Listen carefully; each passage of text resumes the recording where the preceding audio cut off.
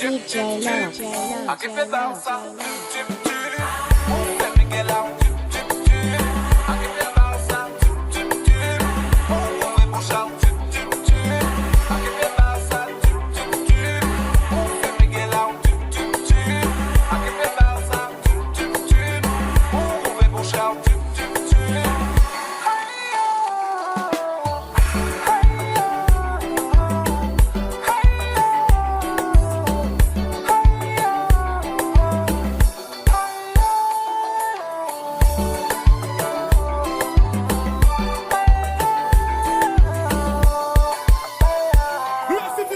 DJ Love.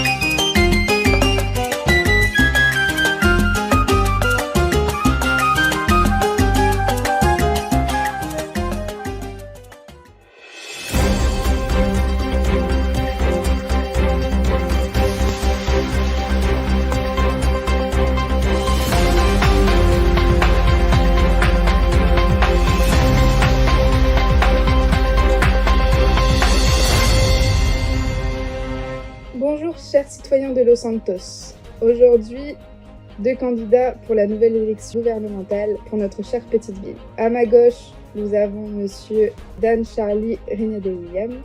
Comment allez-vous, monsieur? Très bien, merci.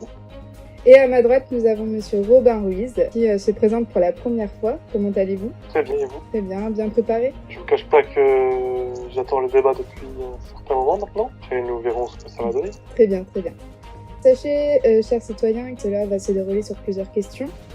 Les 2 candidats n'ont pas du tout été préparés à ces questions, donc nous aurons leurs réponses spontanées. Suite à ça, vous pourrez du coup voter pour votre nouveau gouverneur qui du coup gouvernera notre petite ville. Donc on va commencer sans plus attendre. Nous allons commencer du coup par monsieur Robin Ruiz. Pour vous, qu'est-ce que gouverner dans sa globalité? Quelle définition donnez-vous à ce mot? Gouverner, c'est diriger une partie de l'État afin d'aider le président qui a été élu par nos concitoyens. C'est ce qui lui permet de lui retirer certaines tâches. Très bien. Autre chose? Après, de gouverner, c'est surtout être à l'écoute de ses concitoyens. Si nous gouvernons, c'est grâce à eux. C'est eux qui votent pour nous. En soi, le gouvernement, c'est les employés des citoyens. D'accord, très bien. Et pour vous, monsieur Regnade-William, pour vous, quelle est la définition de ce mot, de gouverner, vu que vous avez déjà... En tant que représentant de l'État, gouverner, c'est prendre la responsabilité de tout ce qui se passe dans la ville. Être responsable de la sécurité de nos citoyens pour leur permettre de vivre sereinement et en toute sécurité. Très bien. Deuxième question. À votre avis, comment pouvons-nous rendre la fiscalité plus efficace en ville? Comment allez-vous gérer l'économie de notre beau continent? Eh bien, étant donné que j'ai déjà réalisé un premier mandat, l'idée de créer des associations pour aider les entreprises à reprendre ou à créer des nouvelles entreprises, des associations pour pouvoir délocaliser certaines entreprises, Mhm. peut-être partir à l'étranger ou peut-être s'étaler plus dans le nord de notre continent. Dans un premier temps, ce que j'aimerais faire si j'arrive à obtenir ce deuxième mandat, diminuer les charges que demande le gouvernement au sujet des impôts sur les entreprises. Très Pour bien. plus leur permettre d'enrichir leur chiffre d'affaires pour augmenter les salaires de leurs employés. Car j'aimerais surtout augmenter un petit peu les salaires de chaque corps de métier. D'accord, très bien. Et vous, monsieur Ruiz, pour vous, comment allez-vous gérer l'économie au niveau du continent? Je suis d'accord sur certains points qu'a dit mon concurrent. Déjà, baisser certains impôts, Mhm. comme les impôts citoyens sur les entreprises, qui sont assez élevés pour certaines entreprises qui malheureusement ne font pas beaucoup de ventes. D'accord. Également, voir s'il y a possibilité de retirer de l'argent du gouvernement afin d'aider les entreprises qui en ont le besoin ou les citoyens qui malheureusement ne trouvent pas de travail. Et mettre en place aussi une aide pour le chômage Mhm. qui permettrait à nos concitoyens Oui. d'avoir une aide pour trouver un travail plus rapidement. Alors, pour le chômage, j'ai une question juste après, donc on reviendra sur ça dès lors que la question parviendra. D'accord? D'accord. Parfait. Est-ce que vous avez d'autres choses par rapport à l'économie? Pour l'économie, excusez-moi, Non, mais allez-y, c'est pas grave. j'aimerais bien pouvoir augmenter le taux touristique. D'accord. Oui, oui. Si on fait beaucoup plus d'activités dans l'événementiel, faire venir des personnes importantes dans notre ville, pourrait apporter des nouveaux citoyens en ville. Je pense que si on arrive à mettre ça en place, on pourrait engrosser le chiffre d'affaires du gouvernement. Très bien, très bien. Passons à la question numéro 3. Monsieur Rigna, par rapport aux impôts, faut-il en rajouter ou en retirer, ou laisser celles qui sont actuellement, les diminuer, les augmenter ou ne rien toucher? À l'heure actuelle, les impôts, je pense qu'elles devraient, au niveau de tous les impôts qui ont été mis en place, devraient rester tels qu'ils sont.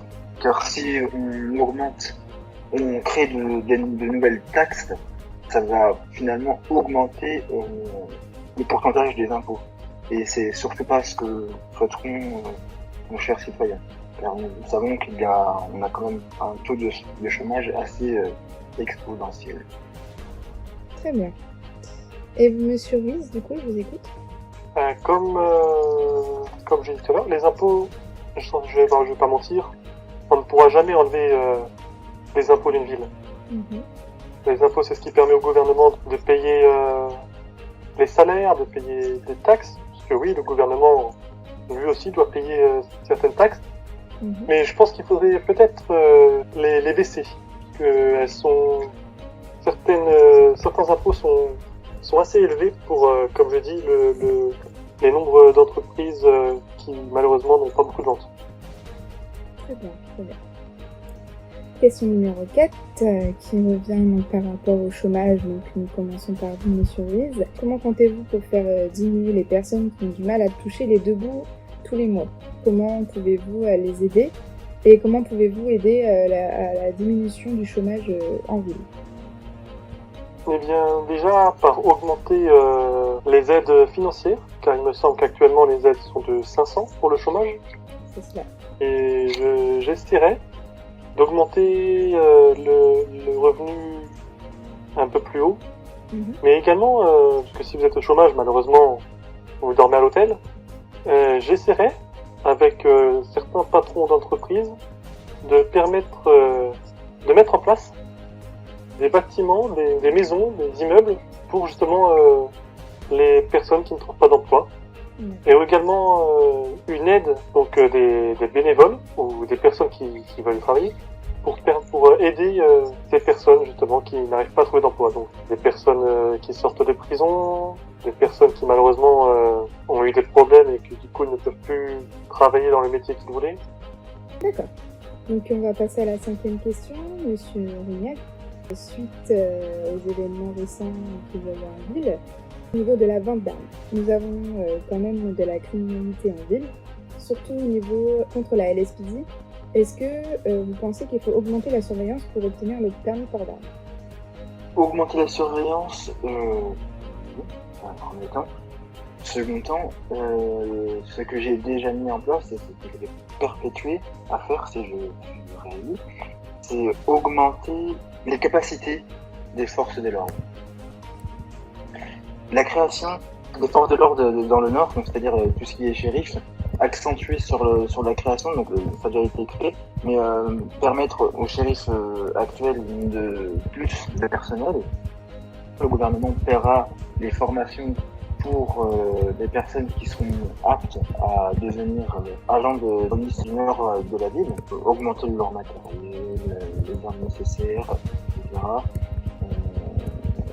Et toujours aussi en augmentant le personnel aussi de la LSPD, en donnant aussi le matériel nécessaire pour traquer tous les criminels qui pourraient avoir de notre ville. Je laisse la parole du coup à Monsieur Ruiz. Pouvez-vous répéter la question, s'il vous plaît? Oui, bien sûr. Donc, suite aux événements récents qu'il y a eu, surtout envers la LSPD, pensez-vous qu'il faut augmenter la surveillance pour l'obtention du permis port d'armes au niveau des citoyens qui ne sont pas censés travailler avec des armes? Oui, de toute façon, oui. Il faut augmenter la surveillance. Vendre une arme à un citoyen qui a un casier judiciaire, c'est pas possible. Enfin, après, cela dépend le casier, parce que si c'est un casier pour un vol de véhicule, on peut. Mais si son casier il y a écrit meurtre et qu'on lui vend une arme, ça serait totalement illogique. Donc oui, je suis totalement pour l'augmentation de surveillance au niveau de la vente d'armes. D'accord. Très bien, très bien. Du coup, Je pourrais rajouter quelque chose par rapport à la question de Mademoiselle Ruiz. Oui, bien sûr. Ce que je proposerais, par exemple, au conseil municipal que j'ai mis en place par un là, c'est de pouvoir voter une loi pour être éligible en fonction du risque. Voilà, juste le point que je voulais éclaircir. Aucun problème. Donc nous continuons une fois avec M. Ruiz. Nous voyons en tant que citoyens de plus en plus de gangs qui arrivent en ville. Comment allez-vous vous assurer la protection des civils ainsi que de la LSPD et de la LSSD? Ce que je compte faire, c'est dans un premier temps déjà, essayer de négocier avec eux, puisque au final, un gang, ce reste quand même des êtres humains. Ça ne servirait à rien directement d'employer la force afin d'y mettre un terme. Non, ce qu'il faut, c'est négocier avec eux, savoir ce qu'ils reprochent et trouver des arrangements. Et pour la sécurité de la LSPD ou la LSSD, comme écrit dans mon programme, je mettrai en place de nouvelles techniques d'entraînement, de nouveaux véhicules de protection, de nouveaux équipements. Je mettrai une petite fortune, je dirais, dans tout ce qui est sécurité pour les forces de l'ordre ainsi que pour les médecins. Et ça veut dire que vous êtes prêt à payer une somme astronomique, sortir une somme astronomique du coffre du gouvernement pour calmer le jeu en fonction des activités des gangsters. Non, pas pour calmer le jeu, pour protéger la LSPD, pour leur offrir de nouveaux moyens. Parce que oui, mais si vous avez dit que vous voulez faire de la négociation avec les criminels, avec les gangsters. Bien sûr. C'est pas la négociation, on va parler avec eux. Si nous y allons là maintenant comme ça, ils vont forcément répliquer. Et à ce que j'ai cru voir sur les photos, ils sont armés. Donc autant envoyer une personne neutre pour parler avec eux, pour savoir pourquoi ils sont en colère, pourquoi ils tirent sur nos agents, pour trouver un arrangement. Ça reste quand même, comme je dis, ça reste des êtres humains. Ça reste Ce ne sont pas des chiens. Les gangs ne sont pas des chiens, ce que je sache. Tout à fait. Mais le problème est là, c'est qu'ils ne cherchent pas la négociation. La seule chose qu'ils souhaitent, c'est renverser le gouvernement pour avoir vous en savez leur argent. Mais ça, c'est pas que je le sais. C'est comme ça fonctionnent les gangsters. Donc vous, pour ça, c'est la logique. Un gangster, un gang, n'est là que pour faire du mal. C'est des personnes qui sont contre le gouvernement. Eh bien, nous verrons cela. Très bien. Monsieur Rignac, je vous laisse la parole sur cette question, du coup. Comment allez-vous assurer la protection des civils de la LSPD et de la LSSD avec les gangs qui submergent la ville de plus en plus? augmenter les contrôles. Une surveillance beaucoup plus approfondie, mettre en place des caméras de surveillance dans les lieux publics, comme au gouvernement, à la banque, tout ça, renforcer, mettre du personnel de sécurité partout où il le faudra pour la sécurité de nos citoyens. Très bien. Que Madame Dupont puisse aller faire ses courses tranquillement, retirer son chèque tranquillement, sans se méfier, sans vivre dans la crainte. Si je comprends bien, pour vous, les gangs, vous vous en foutez. Vous voulez juste protéger les concitoyens. C'est pas cet état d'esprit que j'ai, c'est que Écoutez, un citoyen lambda... mettre en place des contrôles que pour les gangs, mettre des caméras... un contrôle pour des caméras pour l'ensemble des citoyens. Dans la ville, partout dans la ville. Vous n'avez pas de contrôle, mais que pour les gangs, pas pour les autres citoyens. De vous laisser parler. Si, dans les lieux publics. Dans les lieux publics. Mettre des moyens de sécurité partout dans les lieux publics pour tous les citoyens. Oui, sauf que vous avez parlé de contrôle, de faire des contrôles qu'aux gangs. Non, c'est pas ça que je voulais dire, monsieur.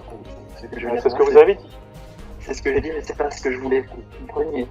La seule chose que je veux mettre en place, en l'occurrence, c'est contrôler les allées et venues de tous les citoyens.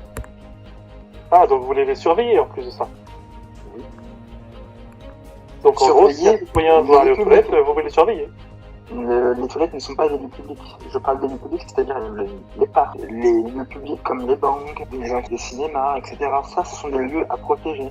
Car c'est ici qu'on peut avoir un risque terroriste. Mais je n'avais pas dit que dans tous les lieux, partout dans la ville, on mettrait des caméras. Je mettrais en place par exemple des caméras sur les parkings publics, les parkings privés. Évidemment, on n'aura pas l'autorisation, il faudra consulter les propriétaires. Mais tous les lieux publics, je ferai en sorte de mettre des caméras de surveillance pour la sécurité des citoyens. Donc vous voulez faire que l'État devienne un État militarisé, ou entre guillemets.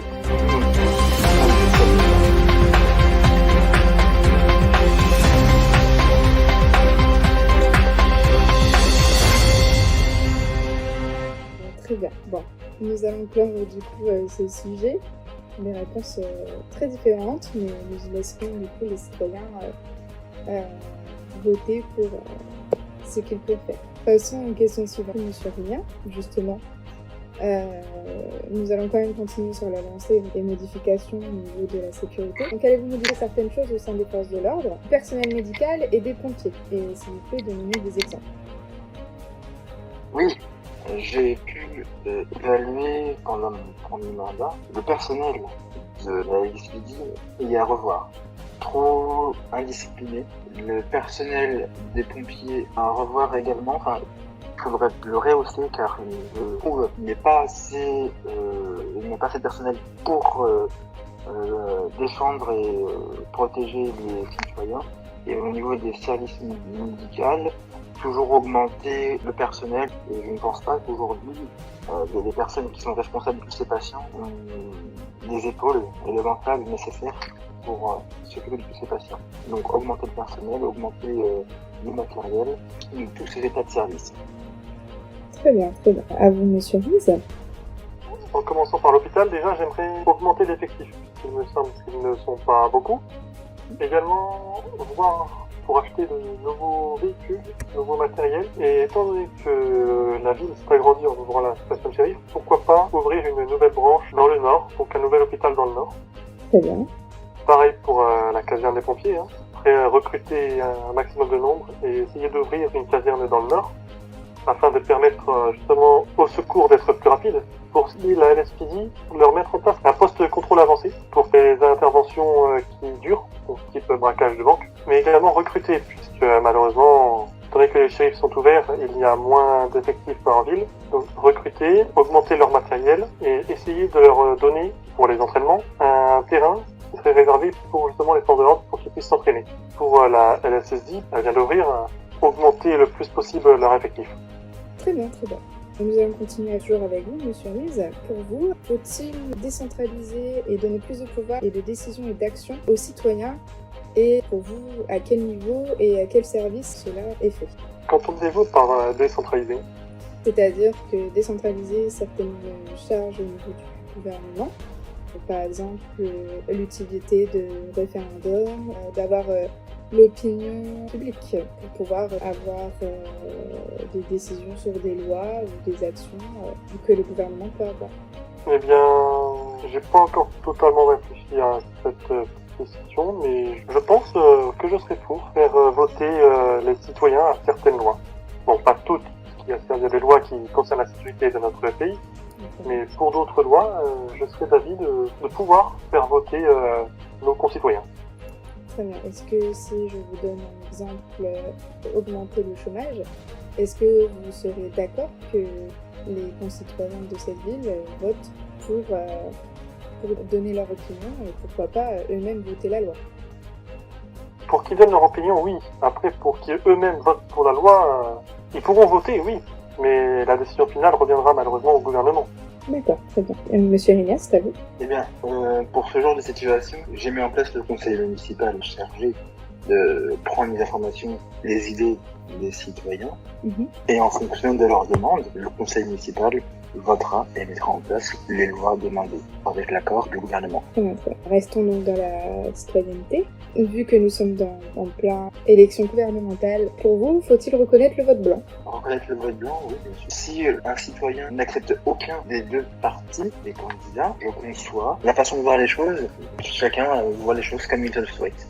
Supposons que les candidats ne sont pas du tout appréciés des citoyens, donc il n'y a pas de vote.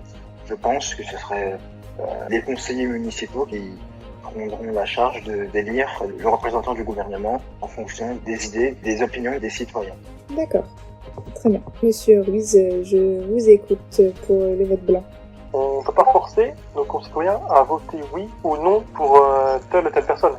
Ils peuvent ne pas vouloir voter parce qu'aucun des programmes ne leur intéresse. D'accord, très bien. Continuons avec vous. Imaginons que le vote blanc est d'actualité. Faut-il rendre le vote obligatoire pour du moins les élections gouvernementales? S'ils n'apprécient pas le programme des candidats, ils vont pas voter au hasard. Ils voteront blanc et à ce moment-là, un second tour sera fait. D'accord. Monsieur Vigna, je vous laisse répondre à la question. Eh bien, si le vote blanc est mis en place, et d'ailleurs ça me paraît assez étrange que le vote blanc ait été mis en place. D'un côté je serais pour, d'un côté je serais contre, en sachant que dans l'histoire il y a pas mal de personnages qui sont battus pour le droit de vote dans un pays où le droit de vote est présent, que le droit de vote n'est pas une obligation mais un devoir de citoyenneté. Nous ne pouvons pas sanctionner les citoyens qui n'ont pas envie de voter, nous sommes libres de faire ce que nous souhaitons. La seule chose que les citoyens doivent savoir, si les votes ne donnent rien malgré tout, c'est les conseillers municipaux qui se chargeront de faire les choses comme il se doit. Très bien, très bien. 11e question, on continue toujours avec vous, monsieur Vigna. Pourquoi vous, citez-nous vos qualités qui pourraient améliorer notre vie? Pourquoi moi? Alors j'ai eu déjà un premier mandat qui s'est un peu bien passé, les citoyens ont apprécié mon travail, j'ai apporté pas mal de choses, et comme je disais, je suis une personne qui est à l'écoute de ses citoyens, toujours prêt à faire le maximum pour leur quotidien, pour leur hygiène de vie, pour leur entreprise. Je souhaiterais que la bienveillance soit apportée de tous, même si c'est quelque chose qui n'est pas forcément facile à mettre en place avec tout ce qui se passe. J'ai été vice-gouverneur pour un petit temps et ensuite devenu gouverneur par intérim après mon premier mandat. Les citoyens ont apprécié mon travail. Mon prédécesseur n'était pas très apprécié, il s'est créé une mauvaise réputation, comme quoi j'avais élu. Il voulait légaliser le cannabis. En faisant cela, les citoyens ont perdu confiance du gouvernement. Et après ce que j'ai mis en place, le conseil municipal, les citoyens ont pu se rendre compte que j'étais prêt à faire le nécessaire. Et voilà pourquoi je souhaiterais continuer à gouverner cette ville. Très bien, très bien.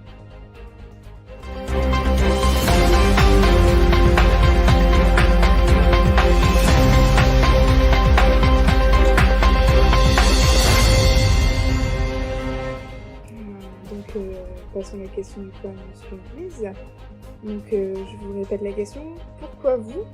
Et citez-nous vos qualités qui pourraient pour vous améliorer votre vie. Pourquoi moi? Peut-être pour changer un peu, on va dire, la tête du gouvernement.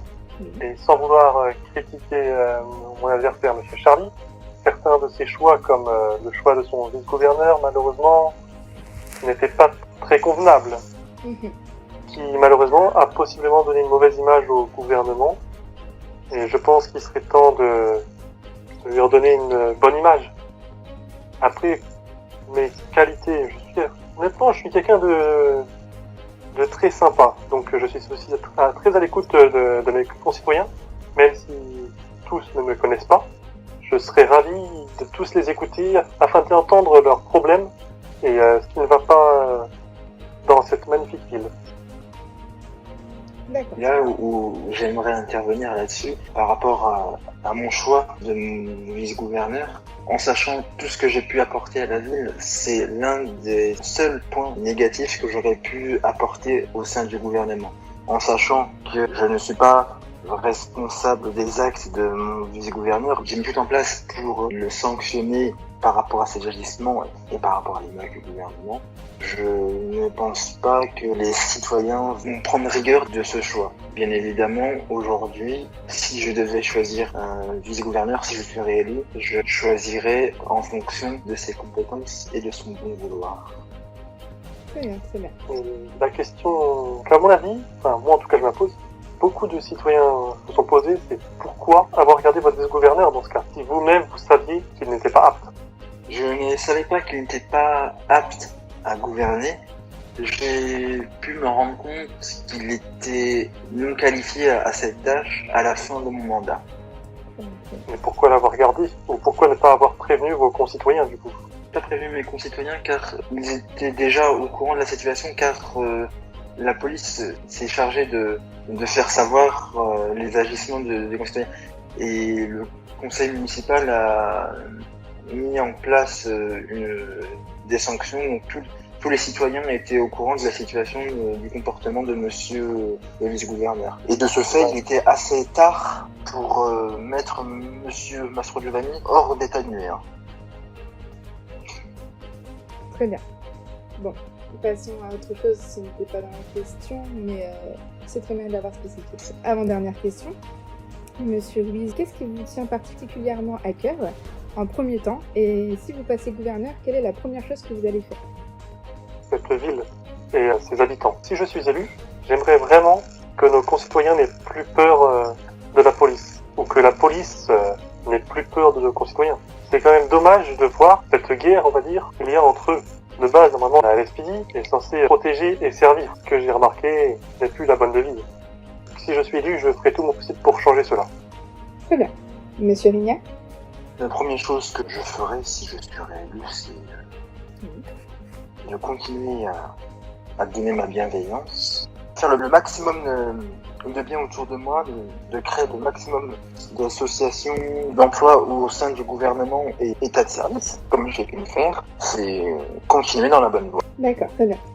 Nous continuons avec vous, monsieur Rignac. Est-ce Oui. que vous avez quelque chose à dire à nos chers citoyens avant de clore ce débat? Mes chers citoyens, continuez à vous battre pour les bonnes causes. Tant que je serai au pouvoir, je ferai toujours le nécessaire pour améliorer vos vies, vous protéger du mieux que je pourrai. Je resterai toujours à votre écoute quoi qu'il arrive, tant que je serai au pouvoir. Très bien, très bien. Autre chose? Je clôt ce débat par ces paroles. Très bien, très bien. Et pour finir, monsieur Ruiz, avez-vous un mot pour nos chers concitoyens de cette ville? Eh bien, s'ils votent pour moi, j'aimerais qu'ils sachent qu'ils voteront pour une personne qui sera toujours à l'écoute et toujours ouverte. Mais je ne les oblige pas à voter pour moi. S'ils veulent pas d'un nouveau gouverneur et s'ils veulent réélire l'ancien, il n'y a aucun souci là-dessus. J'aurais essayé et tant pis. Très bien. Je réessayerai la prochaine fois. D'accord, merci beaucoup. Eh bien, écoutez, chers citoyens, ce débat est clos. J'espère que cela va vous aiguiller sur votre vote.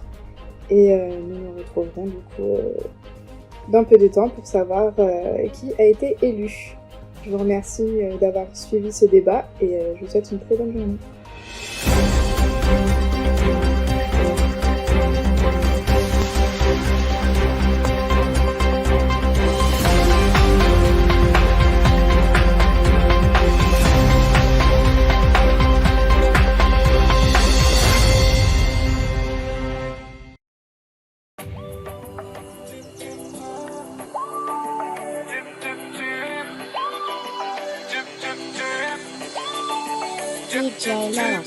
I keep it bounce up.